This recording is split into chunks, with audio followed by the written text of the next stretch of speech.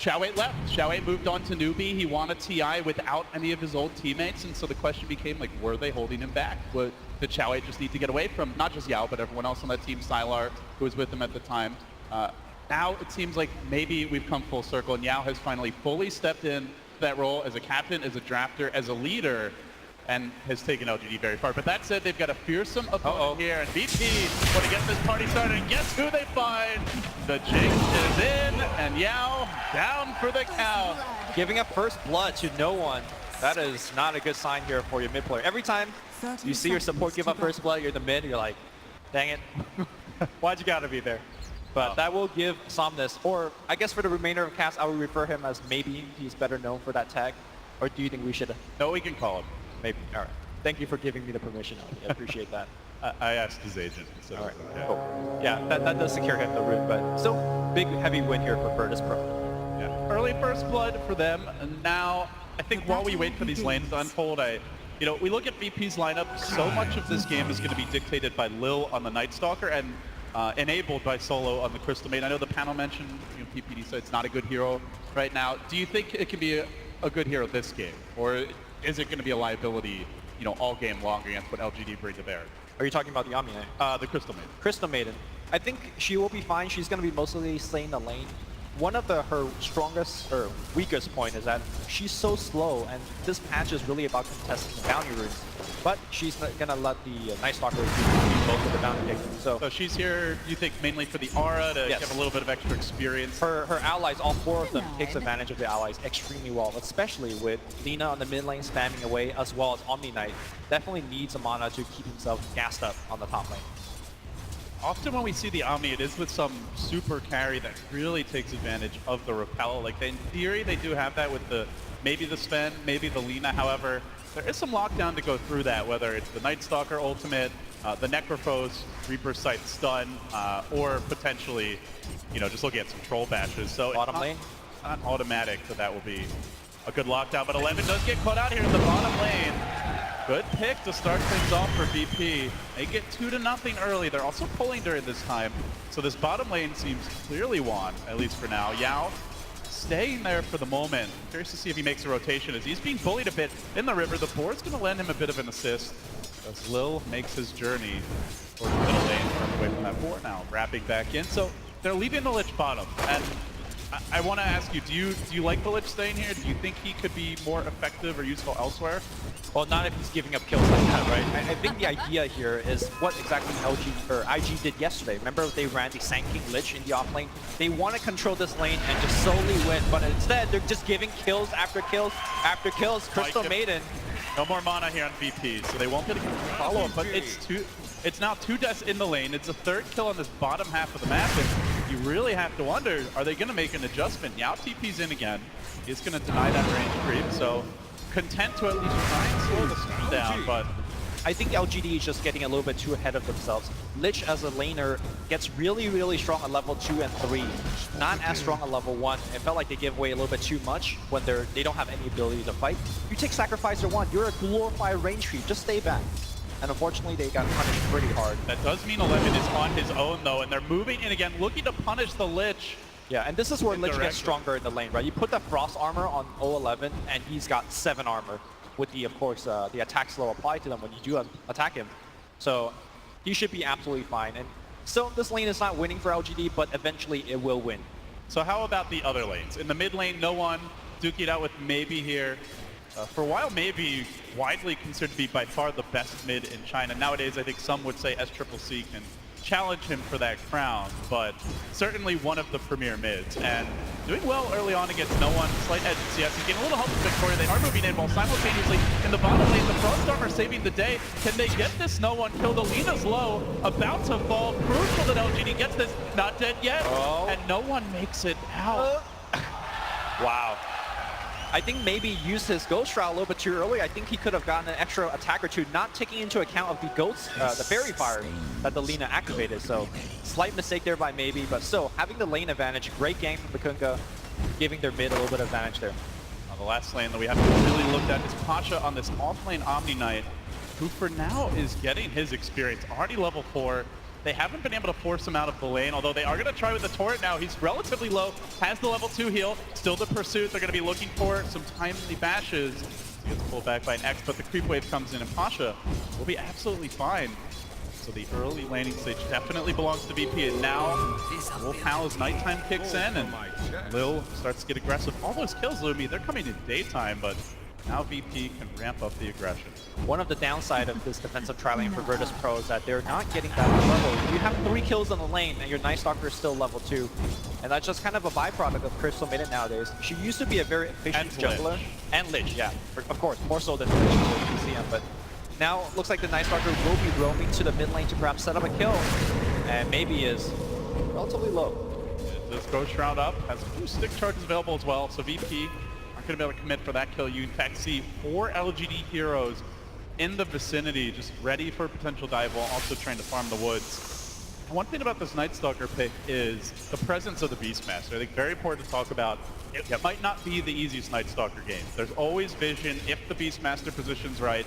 So VP can't just count and bank on being able to dive towers with impunity. There could well be a punish anticipation from the LGD side.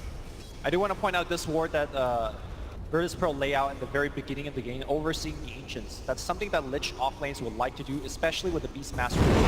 And of course, when you have a Sven, if you do know that there is going to be a stack, you can't easily steal it after a good fight. So I think that's definitely something that Virtus.pro will be looking forward to do. 11 small kill, waiting arms of Solo, who is now just dual laning as the Night Stalker continues his journey around the world, heading towards the top lane. Didn't really see an opening there. In fact, the Lich also making the rotation. I think he was hiding in the fog, just waiting for that potential Night Stalker dive, and they're going to go again on the bottom lane. 11 could be in trouble here with the Frostbite coming out. He doesn't have the plus armor, the attack speed slow not there, and down he will go. Brutal start indeed. VP up 4 kills. Great start for them. They're not really that far ahead, all things considered, Lumi.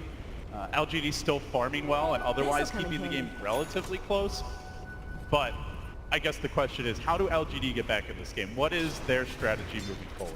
LGD needs a lot of levels of their heroes before they can do a lot. I mean, maybe is level 6, so you can start rotating around and set up some kills, but not before he gets ganked here. That rotation.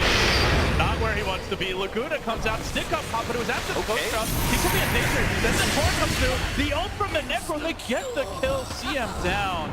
At least a small trade, but the Lil looking for more. Wants some revenge. It's a double for no one. It could be Lil wanting to chase, but no one. Doesn't want to commit with those quick respawns coming through.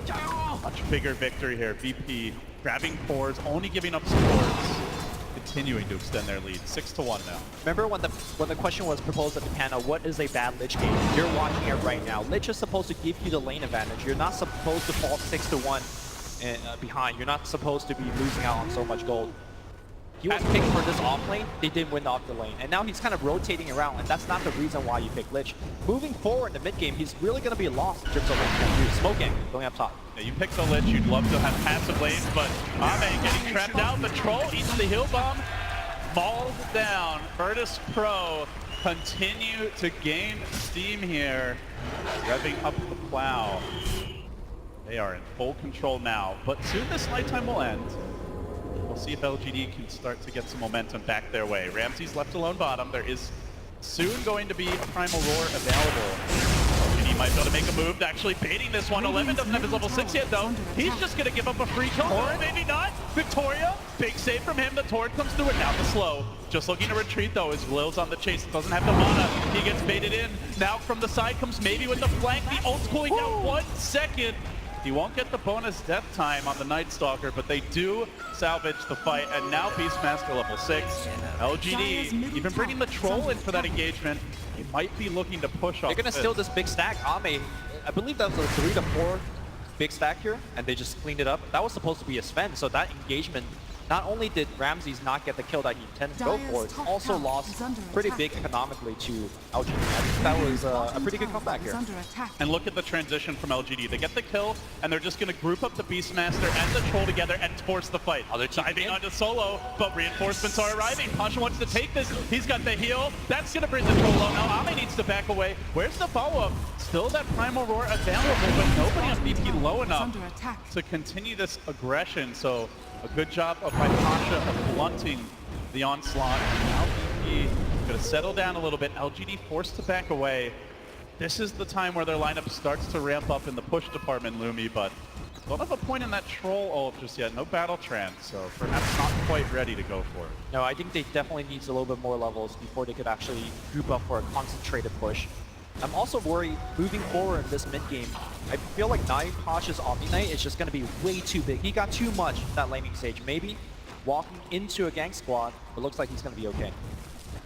3 heroes from Lgd looking to dive. Still no ultimate on the list. We have also seen the chain cross come out. 2 heroes stunned by Ramsey's good connection to start down the hill to follow. Chasing the back, the Lina comes through, clutches the kill, and now 11 in danger. Continues his retreat, but the onslaught is there. BP storming forward. The roar has to be committed just to get back safely, and still the stun's gonna take him. Solo isn't even needed for this kill. No one scores. Another Virtus.pro are on fire early. Meanwhile, Night Stalker successfully TPs out from a gank up top. Yeah, they are winning pretty much every single lane, every single engagement. And Lgd is a lineup that I think needs to get a little bit more done in laning stage. I don't think you could just be like, okay, we're going to scale better in the game. Lgd does not have that kind of lineup against a Lina and a Sven. It is, you know, to emphasize the point you were making before the action broke out earlier, like, you pick Lich, you'd love to have a very passive laning stage. Just sit back, win through the war of attrition, through constant sacrifices, but they fought a lot early, and those were not favorable engagements. It was before the Lich got his level advantage, before the sacrifices kicked in, and then VP have been able to snowball it since. So I suppose a small silver lining for Lgd is that VP has not been able to stack much. Still no ancient stack on either camp as of yet. Lgd smoked next to the shrine, spotted out by a well-placed observer ward by Virtus.pro. Feeling the pressure to make something happen with this Necrophos.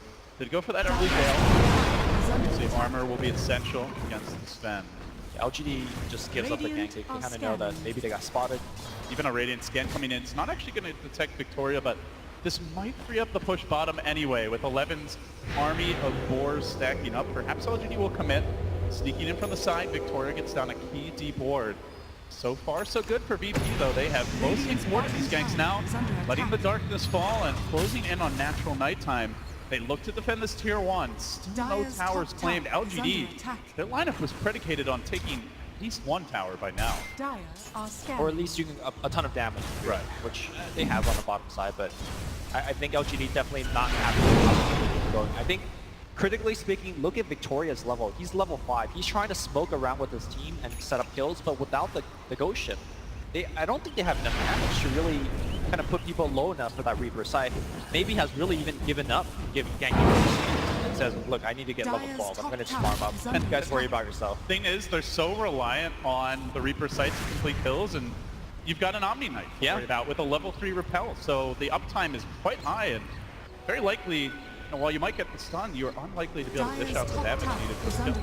Yeah, LD, I gave you that little look when they picked Necropulse into the Omni Knight. Generally, Omni Knight's seen as one of the better heroes to pick against the Necro. Unless you crush the lanes really hard. Which they didn't, so, you know, Lgd is in a lot of trouble. Mid lane looks like the rotation is coming in. Are they going to make that dive? Maybe trying to tank up now as he works his way back towards the hood. So Lil eyeing his prey, but rather reinforced hide. He'll have to choose for if he wants to get that kill. But while this is all going on, Conductors gets some precious me time top. He takes the tower down uncontested. At this rate, we might just see the straight Midas or Radiance coming out from Pasha. He's just getting all the farm in the world. And there's no stopping him, at least not right now. Like, the only person that could really kill him is a dual gank of the Beastmaster Roar as well as the Reaper side. Oh yeah, but easy GTF talent. Why not with the start he's had? So what do you think? He's got the Midas queued up. Yeah, he's going for it. I definitely think you go Midas when you're already this highly leveled. Like, you don't. So what about the next item though? Like, okay, Greaves, good choice. They do know Lgd's 5-man is really strong in the mid game, right? Once you get the key items, like I mentioned, Exo's going to try to complete a pipe. Do see maybe queuing that up now. Beastmaster, we'll see.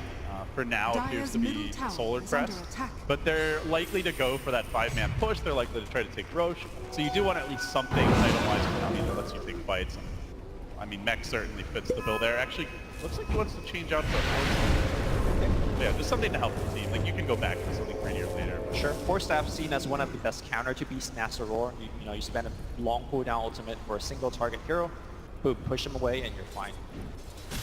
Can LGD finally make a smoke work for them? It's tough to do it at night. They are gonna try. So mid for now. Just opt for the Yule Scepter on the Lina. LGD move in.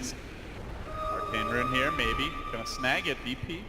Immediately looking to back away, and Victoria unable to get the initiation. So again, VP correctly anticipating these LGD movements. That's the third failed smoke for them. They have just had LGD's number all game long. That was a very curious time to make that smoke. And hold on, I thought Roll was gonna get initiated and get completely blown up. 5 VP heroes on the chase, little flying forward, giving vision. Pushing up the daisies now as VP starts to take this tower down. Tier 1 under siege. No frost armor on it even. Looks like that Lich is afraid to even get near the tower for the time being. So, in fact, the one hero who sticks around could be punished out. The next post spun out. Good stun coming through from the Centaur. Lil with the micro skills, and now the Chain Throw's committed, but the Opti's there to keep them alive. Chain Throw, TP's in, still the Chain keeps on bouncing, still no kills. They need more damage. They want Pasha. They will get him. Can they find more on the retreat? Solo, dangerously low. The hero plays from Meow to try and keep his team in this game, but Centaur Stomp is available. 2 times in a row. Lil with the huge plays going for that early Helm of the Dominator build on the Night Stalker. That was a very poor timing to do the LGD smoke gank, in my opinion, because they did it during nighttime. Like, Night Stalker sees you before you see them. And they did it blind. Like, sometimes we'll see teams smoke at night, but they at least have a ward. Or they have some sort of vision advantage to set up for an easy kill. They had one deep into the jungle, into Radiant jungle, but I don't think that one saw any hero at that time. But finally, LGD with a slight momentary lead after that fight will take at least a tier 1 tower. Radiant structures are fortified. VP probably not in position to trade just yet as Ame cracks open the Mask Command. Raw attack speed so far for him. Grab the Yasha as well. It's the least important tower for their strategy though, as they really are a lot about the Roshan, but the Troll, the Beastmaster, heroes that can use the Aegis quite well potentially, like the Necropos, who offers a lot on a second life. Ramses, by the way, finishing a 4-stack Ancient, stacked up by that little Centaur. Nice Stalker smash. Already grabbed the Oblivion Staff, I believe Echo Saber. Radiant structures are fortified. Not soon, but either way, LGD working on this tower now, quickly chewing it down. Radiant's bottom tower VP don't want to contest just yet. They are waiting for their next round of items. They want to take a fight where LGD aren't already set up at a tower. This last minute and a half for LGD has been really good. They desperately need that gold going into some of these key heroes. 11 finishing that Solar Crest allows them to tank quite a bit. I wonder if he's going to go for a Blink BKB or Blink build this game. No one could be in danger here. The Yule Scepter though is failed. Quick Yule, but the Chain Frost locked in from distance. Roar comes through. Give him the Reaper. Gotta love the commitment from Yao there, and they do score the long duration. Look at his respawn time, 66 seconds. Yeah, that's big, and that is the thing about this LGD draft is even from a deficit, they're just so strong in the mid game. But here comes Lil again, hunting Victoria. Oh, Victoria down once more. Lil continues to make plays around the map. 3-1-6 on the Night Stalker. Doing it solo now. So I do want to ask your opinion about the Night Stalker Helm of the Dominator build. Not something that we see too often, but the Centaur has been pretty effective so far. Quite instrumental. We'll talk about it in a moment, but for now, LGD getting run over in the mid lane. A rain of fight coming down as Solo continues to do the damage. Even through the Ghost Shroud, will slay Ame and maybe both cores down for the count. They didn't have the Beastmaster there. Of course, the Kunkka had only just respawned, and they didn't have the boat available. Costly mistake from LGD, underestimating VP's willingness to take the fight. Yeah, there's no way that Troll Warlord could be in that kind of forward position without having a BKB. Look at how awkward it was as he got kind of pushed into the right side. If he had BKB there, maybe he could sit his ground and fight, but they just got melted. Yeah, he queues it up now. He's definitely going to need it as this game moves along. But he needs both BKB and Diffusal Blade to actually counteract against Guardian Angel. That would be a big threat against them as well. So just a ton of items that LGD needs. Unfortunately, they are just low. Yeah, they need a ton of items as the game moves along. And, you know, even if you get that BKB, Lina is a very hard hitter with right clicks, assuming she goes into damage. Now, and you have Warcry to back you up. You have to spend right clicks, so. Radiant's middle tower Other is thing under I think to attack. keep in mind is they have multiple targets that you really want to roar. Like those are the two big ones. Maybe he's making an argument for the Omni Knights who can't save his teammates. But LGD, they're not frazzled by this bad kind of event. They're still going to try to go for the Roach. They've lost one already. Victoria down. Now Ame's in the pit, but he rushes out, wants to take the fight. Out of the Chain Frost, he won't get it off though. VP swarming to the point of attack. It's a Zerg rush from them. Locking down Ame, picking him off. Aegis instantly will be burned and likely dies again. Stormbolt's pulled down, goes for the whirling axis, but surrounded and pounded. VP make it 3 plus an Aegis down. They are fearless here on the big stage. Yeah, they gave away the Roshan, but you know they just took it right back very quickly, and now invading into the enemy jungle. Do we have a second to talk about that common denominator? Because Little has been microing out of his mind, known as one of the best vintage players in the world. I guess this is Mr.'s life as he's sending in the Centaur, stomping people, and extending chain sense, as well as allowing the Omni Knight to actually have a good killable target in the front line to do that big bomb damage. It can also soak up, you know, a Chain Frost bounce and potentially just drag it away from your team. So that Centaur also has stacked 4 Ancient Camps for his Sven, so... yeah, so you basically do what you want to do at nighttime as a Night Stalker, and that's probably the biggest reason. Stay active, constantly pressure, while also still ensuring your economy is robust. So I think that's the most important aspect of it, and then the bonus is whatever it brings to you in the actual fight. Sure.